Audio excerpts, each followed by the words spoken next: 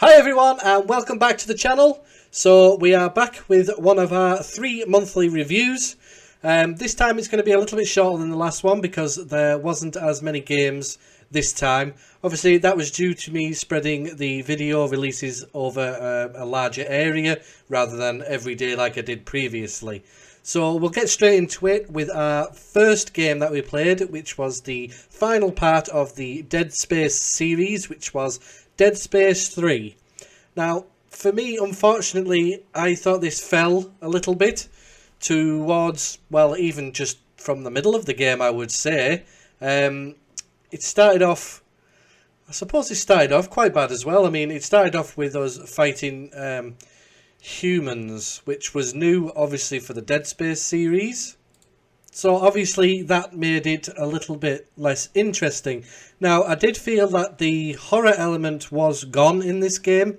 It started off okay when you were on board those small ships orbiting the planet. Obviously it had that claustrophobic feeling like the previous two had, but that didn't last very long because not long after that you landed on the planet, which was a large open space. You didn't feel trapped and claustrophobic anymore. Again, I felt that there was too many enemies, again, like in Dead Space 2. Dead Space 2 had a lot of enemies, but not as much as this one. They were constant, and I got kind of annoyed and fed up with them. Again, there was no particularly new enemies, obviously, other than, obviously, the more human-looking ones. And then there was an alien version of them. I think they were quite big. I'm not 100% sure. So obviously the game for me had gone downhill, and I could see why a lot of people said that this kind of ruined Dead Space, and that's why Visceral Games obviously went bankrupt, or whatever it was they did, or got closed down. I do apologise if they didn't get bankrupt, but it's probably usually what happens. So obviously they were shut down, and Dead Space 4 was never made, and I can understand why. So, unfortunately for Dead Space 3, I'm going to have to give it a bronze. Okay, so we came to our next game, which was a little hidden gem, and I can't believe that this didn't exist, which is Terminator Resistance. Now, I'm a big fan of the Terminator franchise, and by Terminator franchise I mean 1 and 2. So I can't believe I didn't know this game existed, and when I played it, I was really surprised at how good it was. And, you know, I loved the story of this. It was really entertaining, and I loved the graphics. Obviously, the graphics weren't right at the top as they are with graphics these days, but they were good enough for me, and I really thought they were good. Loved the weapons in the game. I was a little bit confused at first when I saw the plasma rifles were actually red. I was a little bit confused because we were used to seeing purple, but then I realised they were Generation 1 plasma rifles, and the Generation 2 plasma rifles were actually the violet colour or purple colour, whichever one you want to call it.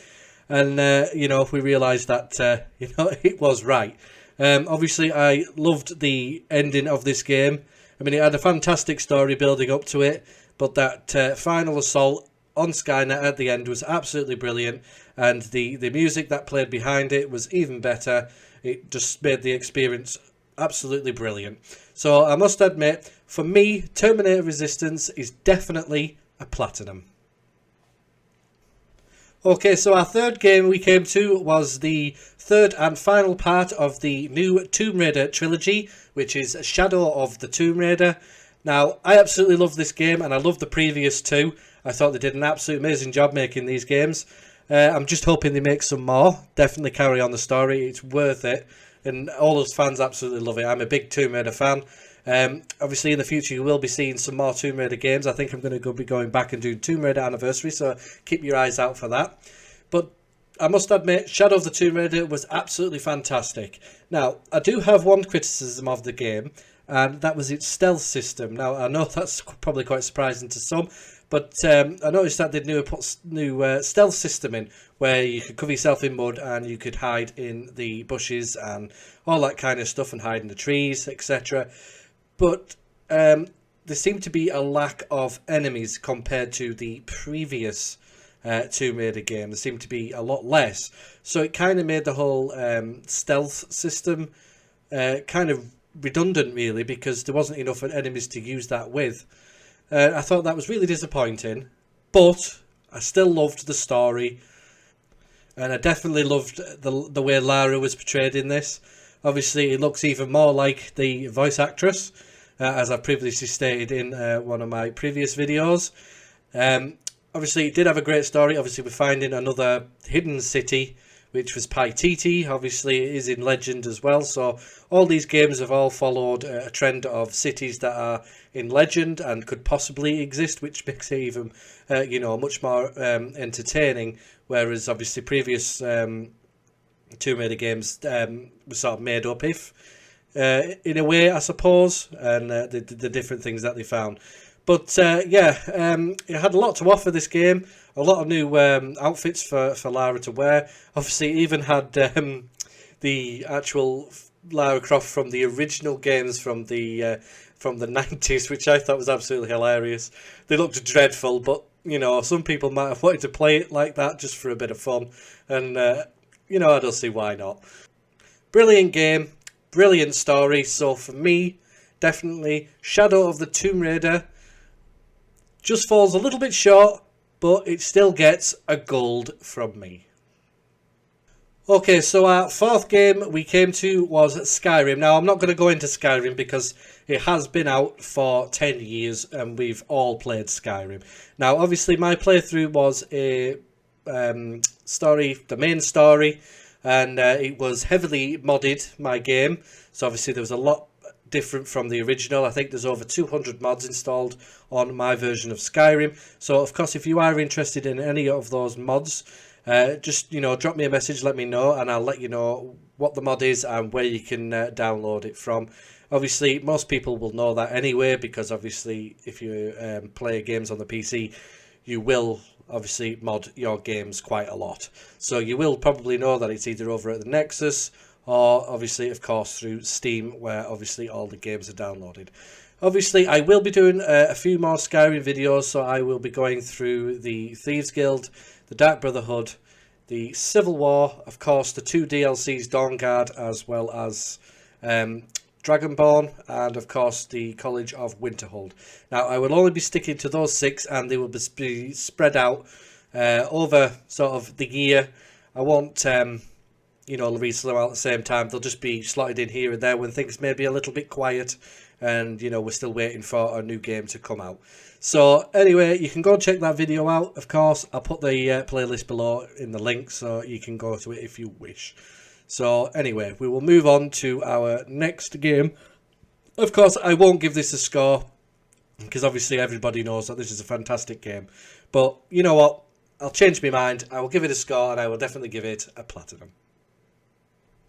Okay, so the next game we came to was Resident Evil Revelations 2. Now, I hadn't played this. I have played Revelations 1 many, many years ago, obviously on the Xbox 360. So I thought with Resident Evil Village coming up, I thought I would play Resident Evil Revelations 2 just to sort of get all the story together, because I have played Resident Evil 1, 2, 3, 4, 5, 6, and of course 7 and Revelations 1 and 2. I know there are other games in there, the Umbrella Chronicles and all those things. I have played those games, but obviously I'm not going to do a playthrough of those games because they are a little bit old and a little bit out of touch with the graphics.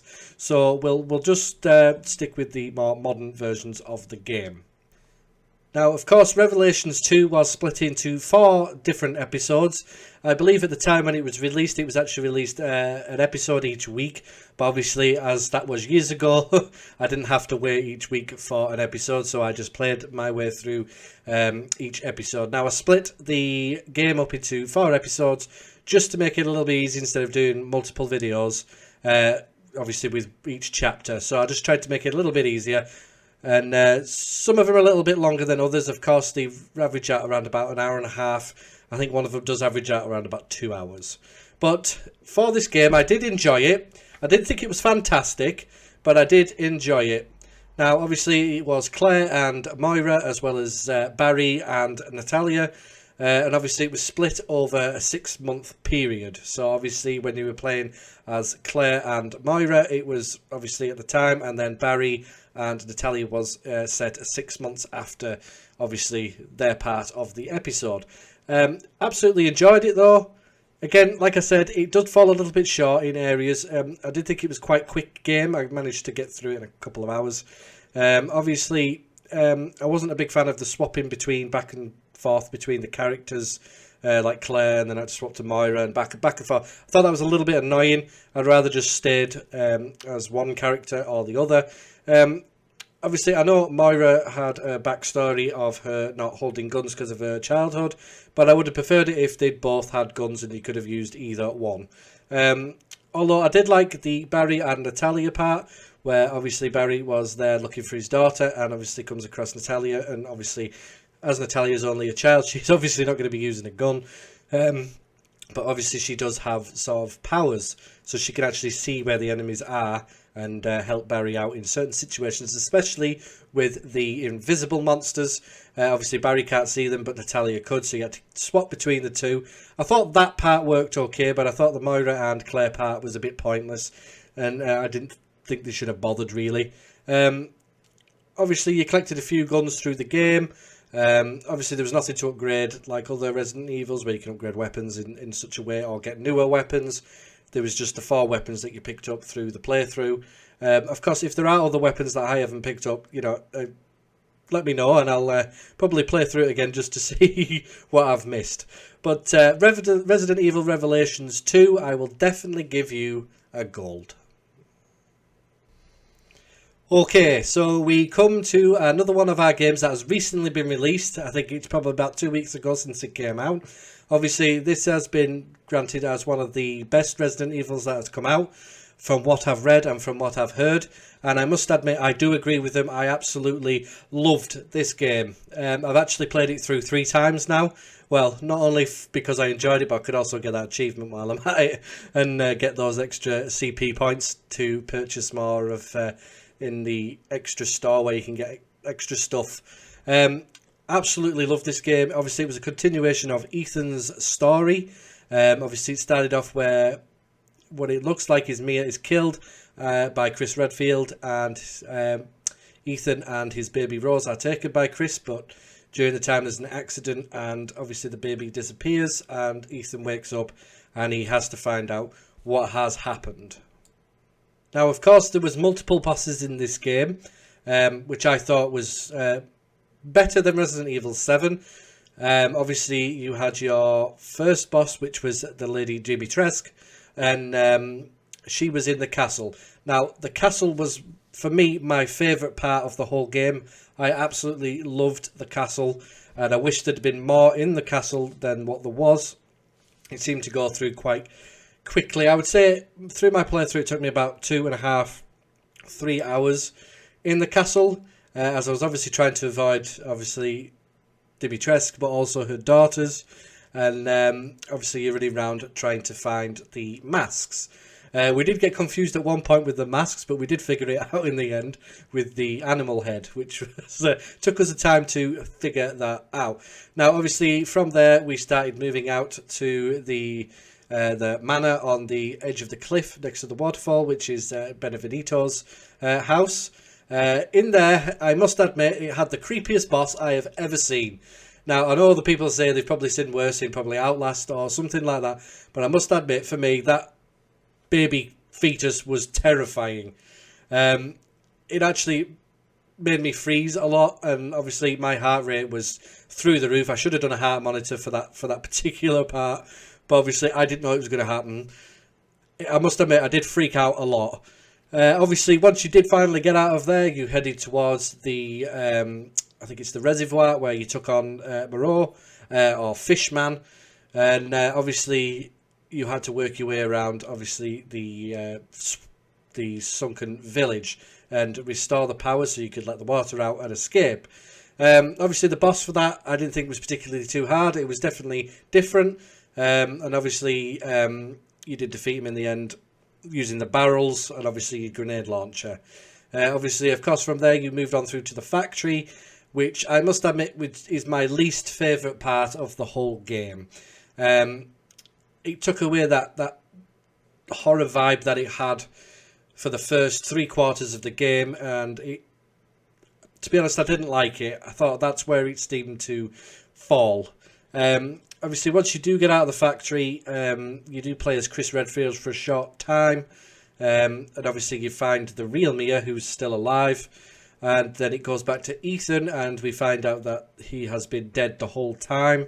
Ever since the beginning of Resident Evil 7, that Jack actually killed him right at the beginning, but the mold had got into his system, bringing him back to life, and that's how he was able to heal himself in certain ways, because we did laugh a lot at the way that he could stick his leg back on in Resident Evil 7, and of course they stuck his arm back on, and then in this, again, they stuck his arm back on, which I must admit I did laugh at that point. And again, he gets stabbed in multiple places and he seems to heal fine. So it was pretty obvious that he wasn't human himself. But overall, the game was absolutely brilliant. I will definitely be playing it again and again. Obviously, I will be moving up in the difficulty levels to get more of an experience from the game. So for me, definitely Resident Evil 7. Even though the factory was the worst part, I will still give it a platinum. Okay, so the final game that we'll be discussing here is the Mass Effect Legendary Edition. Now, I haven't uploaded my version of this playthrough yet.